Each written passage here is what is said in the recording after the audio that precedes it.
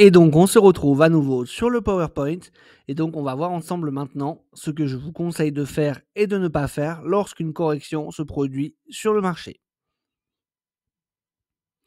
Donc, déjà, dans un premier temps, on va voir ce que je vous conseille de ne pas faire. Et la première chose que je vous conseille de ne pas faire, c'est surtout de ne pas paniquer. Et c'est ce qu'on va avoir tendance à faire en premier lieu, et c'est tout à fait normal d'ailleurs, hein. Si vous vous connectez un jour sur votre application pour avoir votre solde sur le marché crypto et que vous voyez que ça a perdu 40% par rapport à la veille, ou 30% ou 20%, ah forcément, vous allez vous dire: «Ouh là là, qu'est-ce qui se passe? Qu'est-ce que je dois faire?» Et cetera. Donc dans ces cas-là, ce qu'il faut faire, c'est ne rien faire bien souvent, mais surtout, voilà, il faut pas prendre de décision hâtive, ne pas réagir sous le coup des émotions et prendre le temps de prendre du recul, d'analyser ce qui se passe, voir ce qu'il s'est passé aussi, pourquoi cette correction a eu lieu. Est-ce qu'il y a eu un événement qui s'est passé, quelque chose qui a été annoncé quelque part? Est-ce que ça s'est reproduit également sur d'autres marchés? Est-ce que les marchés actions ont également décroché un petit peu, ou est-ce que c'est que la crypto? Et en fait, qu'est-ce qui a déclenché, cette correction? Parfois, vous allez avoir du mal à trouver un événement qui a déclenché, cette correction, parce que parfois il y a pas forcément besoin d'avoir un événement extérieur pour qu'on ait une correction sur le marché. Peut-être qu'on est tout simplement monté trop fort, trop vite, et que le marché a besoin de respirer, tout simplement.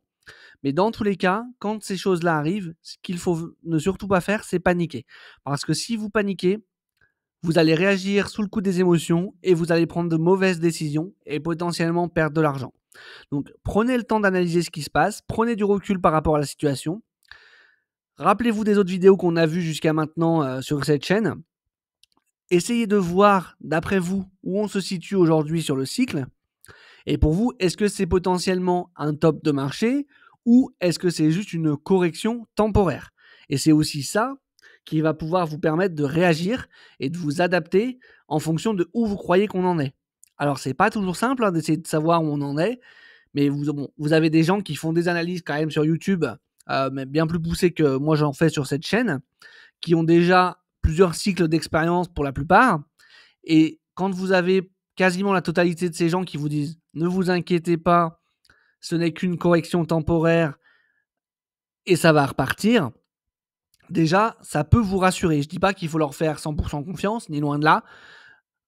Trouvez aussi, vous, vos propres indicateurs à surveiller pour savoir si, d'après vous, on est sur un top de marché ou si on est juste sur une correction. Mais en tout cas, il y a un ensemble de facteurs à consulter pour ne pas vous baser que sur une seule chose ou sur une seule personne. Mais si vous consultez, je sais pas moi, 3-4 gros youtubeurs en qui vous avez pleinement confiance, plus vous avez vos propres indicateurs qui vous disent que voilà, c'est juste une correction temporaire, dans ce cas-là, ça va vous rassurer, ça va vous tranquilliser, et vous allez pouvoir peut-être, du coup, prendre de meilleures décisions que si vous aviez juste paniqué et dit: «Oh là là, mon Dieu, c'est la fin, je vends tout», et cetera. Donc voilà, premier conseil, surtout, ne paniquez pas. Et pour ça, pour ne pas paniquer, ce qu'il faut faire aussi, c'est connaître le marché et comprendre les projets que vous avez en portefeuille. Si vous avez investi au hasard sur des projets parce que vous en avez entendu parler par votre beau-frère ou par le dernier youtubeur à la mode qui fait des top 10 des cryptos qui vont faire fois 100 000 en 2025, ça va être beaucoup plus dur pour vous de ne pas paniquer que si vous avez choisi vous-même vos propres cryptos, que vous savez dans quel narratif elles se situent, que vous avez compris les projets et que vous comprenez où veut aller ce projet, et que vous avez aussi une stratégie de sortie qui est claire, nette, définie, avec vos targets qui sont ciblés. Et attention, hein, c'est pas parce que vous avez ciblé certaines targets de prise de profit que le marché va forcément y aller. Malheureusement, le marché, il s'en fiche de vos targets. C'est lui qui décidera au dernier moment, c'est lui qui aura le dernier mot de toute façon. Mais en tout cas, si vous savez où on en est dans le cycle, au moins à peu près, si vous comprenez les projets que vous avez en portefeuille, que vous n'avez pas acheté n'importe quoi, n'importe comment, sans faire de recherche, ça va déjà vous aider à prendre du recul par rapport à la situation et à moins paniquer que si vous aviez juste acheté comme ça des cryptos au hasard dont vous avez entendu parler, sans regarder les performances qu'elles avaient déjà fait, sans regarder les multiples qu'elles avaient déjà commis. Et si vous pensez que sur les cryptos que vous avez achetés, vous les avez achetés à un bon prix et que vous croyez qu'il y a encore peut-être, j'en sais rien, moi, un x2, un x3 ou même un plus 50% à venir, tout ça, ça va vous rassurer, vous tranquilliser et vous allez avoir tendance à vous dire que c'est plutôt une correction temporaire et que le bull run n'est pas fini. Après, rassurez-vous là-dessus, personne, et je dis bien pour le coup personne, ne pourra jamais être sûr à 100% que oui, c'est une correction temporaire et pas la fin du bull run. Donc vous non plus. Mais après, en investissement, c'est toujours une question de probabilité.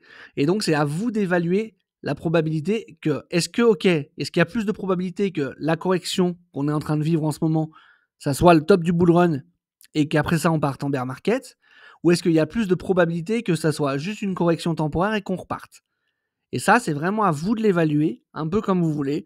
Mais en tout cas, moi, ce que je vous conseille pour évaluer cela, c'est de vous baser sur les derniers cycles. Parce que même si les cycles ne sont pas identiques à la bougie près, vous allez voir quand même qu'ils se ressemblent beaucoup. Et si vous regardez sur le dernier cycle de 2021-2022, vous verrez qu'il y a eu aussi plusieurs corrections pendant la phase de montée, pendant le bull run, la phase parabolique, qui n'ont pour autant pas été la fin du marché haussier. Donc, à vous de prendre du recul, à vous de trouver les indicateurs que vous souhaitez regarder pour essayer d'estimer où vous vous situez. Et encore une fois, pour ne pas paniquer, ayez uniquement des projets en portefeuille que vous avez achetés pendant des corrections à bas prix ou à des prix que vous estimez intéressants. Comprenez les projets que vous avez et si vous avez une stratégie de sortie qui est assez claire et que vous avez des convictions, c'est notre second point qu'on va voir tout de suite après.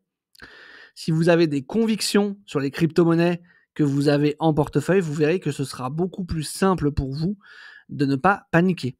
Avoir des convictions sur son projet. Si par exemple vous investissez, j'en sais rien, moi, n'importe quoi, sur Solana, par exemple, pour citer une crypto-monnaie très connue, et que vous vous dites, moi, Solana, j'y crois absolument, pour moi, c'est la layer one qui va tout dépasser sur ce cycle, qui va avoir les meilleures performances, qui peut-être même va passer devant Ethereum, pourquoi pas, et même s'il y a une correction sur Solana, vous savez qu'aujourd'hui, normalement, en termes de temporalité, en tout cas, on n'est pas forcément sur une temporalité où on serait sur une fin de cycle.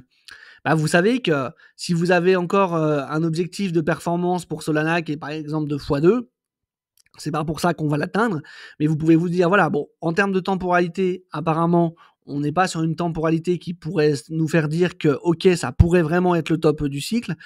D'après vous, il y a encore des performances à venir parce que vous avez vraiment une forte conviction sur Solana et vous pensez vraiment que ça va encore monter.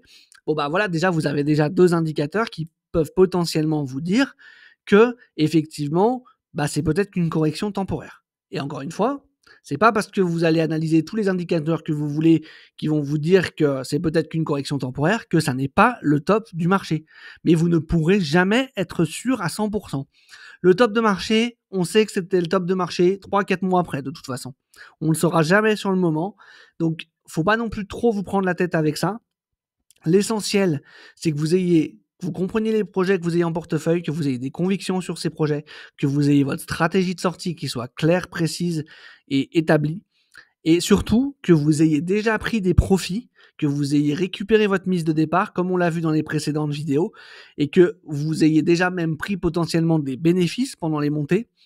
Et tout ça, si vous avez déjà fait là, juste ce que je viens de dire sur ma dernière phrase, vous allez voir que ça va être beaucoup plus simple pour vous de ne pas paniquer que si vous venez d'arriver, que vous avez acheté la dernière crypto dont vous avez entendu parler, vous savez même pas ce que c'est, ni ce qu'elle fait, ni rien du tout. Vous l'avez achetée alors qu'elle venait d'empiler des bougies vertes depuis 15 jours. Elle a déjà fait x5, vous le savez même pas. Et vous savez même pas ce que vous faites là et ni ce que vous avez en portefeuille. Là, si vous êtes dans cette situation-là, pour le coup, ça va être très compliqué de ne pas paniquer.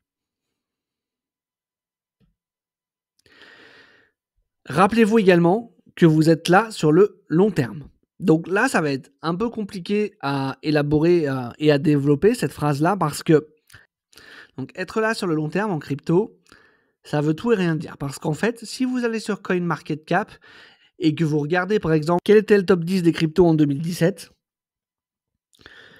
que vous le regardez ensuite en 2021 et que vous le regardez ensuite en 2024, vous allez voir que hormis Bitcoin, Ethereum, XRP, tous les projets qui étaient là en 2017 ne sont plus du tout partis du top 10 de 2024.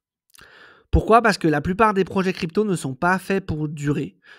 Hormis Bitcoin et Ethereum, il y a très très peu de projets qui durent sur le très long terme. Et donc moi, ce que je vous recommande, c'est quand même d'avoir une grosse partie de votre portefeuille en Bitcoin et en Ethereum, si vous y croyez, Ethereum bien évidemment. Mais en tout cas, au moins sur des projets sur lesquels vous croyez qu'ils seront encore là, par exemple dans 10 ans.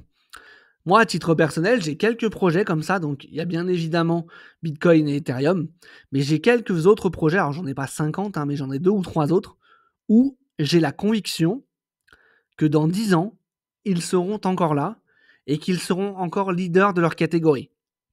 Peut-être que je me trompe, mais c'est la conviction que j'ai. Et donc, c'est beaucoup plus facile aussi de ne pas paniquer sur ces projets-là, parce que, ok, si aujourd'hui, sur ce cycle, vous ratez le top de Bitcoin, vous n'arrivez pas à vendre au top, de toute façon ce ne sera pas le cas, vous n'arriverez pas à vendre au top, mais vous ratez le top de Bitcoin, vous avez quand même pris quelques profits, mais bon, il vous restait quand même une bonne partie de votre bague que vous n'avez pas pu vendre. C'est quoi le pire qui va se passer ? Pendant peut-être, 4 ans, vous allez être dans le trou, mais en tout cas, même si on n'en est jamais sûr, normalement, dans 4 ans, au prochain bull run, Bitcoin devrait, normalement, redépasser son précédent plus haut. Donc vous savez que, dans tous les cas, sur le long terme, vous n'allez pas perdre d'argent, puisque Bitcoin va continuer, normalement, en tout cas, on peut jamais en être sûr, encore une fois, mais normalement, Bitcoin va continuer sa progression, il n'y a aucune raison que ce soit autrement, mais normalement, Bitcoin donc, va continuer sa progression sur les prochains cycles, et va normalement continuer à dépasser ses précédents plus hauts de cycle en cycle. Donc vous savez que si vous êtes là pour dans 10 ans, par exemple, même si vous achetez du Bitcoin maintenant, et que vous n'arrivez, ou que vous en achetez plus maintenant, mais que vous n'arrivez pas à vendre une partie de votre portefeuille en Bitcoin, eh ben dites-vous que ce n'est pas grave, parce que vous êtes là sur le long terme. Vous n'êtes pas obligé de devenir millionnaire sur ce cycle. D'ailleurs, si c'est votre premier cycle et que c'est ce que vous visez, il y a de très fortes chances que ça se termine mal pour vous. Dites-vous que si vous êtes mordu par les cryptos, si vous êtes sur cette chaîne, c'est normalement que vous êtes intéressé par ce marché, que ça vous plaît, que vous voulez en savoir plus, que ça vous intéresse. Et donc, qu'est-ce qui va se passer en fait à la fin de ce bull run ? Vous n'allez pas juste disparaître, passer à autre chose et revenir dans 4 ans. Maintenant que vous y êtes, vous allez y rester. Et donc, vous allez être là en bear market. Et donc, vous allez pouvoir réaccumuler certains projets sur lesquels vous croyez. Et vous allez pouvoir reprofiter de la prochaine hausse qui aura normalement lieu au prochain bull run. Et donc, même si vous n'arrivez pas à lourder la totalité de votre bague de Bitcoin, d'Ethereum et d'autres projets sur lesquels vous êtes absolument convaincu qu'ils seront encore là sur le long terme, eh ben ça n'est pas grave. Et vous voyez, avoir ces 3 choses en tête, donc la compréhension du marché, la compréhension des projets, avoir des convictions sur les cryptos que vous possédez et avoir une stratégie et vous projeter sur le long terme, si déjà vous faites ces 5 points-là, vous allez voir que vous n'allez beaucoup moins paniquer quand il y aura des corrections sur le marché.